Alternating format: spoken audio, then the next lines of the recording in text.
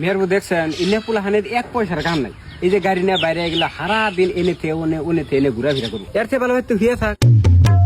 দেখেন কি আরামসে হইয়া রয়েছে, বাবা এত কষ্ট করে 10-12 লাখ টাকা খরচ করে পড়াইলো, তাহলে কোনো সরকারি চাকরি টাকরি অ্যাপ্লাই কর, না কোনো কোচিং টোচিং কর। দেখেন কয়দিন আগে লেখাপড়া করে এলো, এখন আবার সরকারি চাকরির জন্য অনলাইন কোচিং করবেন। আরে এক মেয়ে মাসের কপালে চাকরি আছে নি? আরে এত কষ্ট করার বাদ দিয়ে কোনো প্রাইভেট কোম্পানিতে কাম করতো, বাকির দোকানে কর্মচারী হিসেবে তো কাম করা হতো না। দেখেন এত লেখাপড়া করে 5-10 হাজার টাকার দোকান করে খাবার নিয়ে নিছে, এর থেকে ভালো নিজের ক্ষেত খামার আছে, ক্ষেত খামারে কাম করে খাওয়াতো না।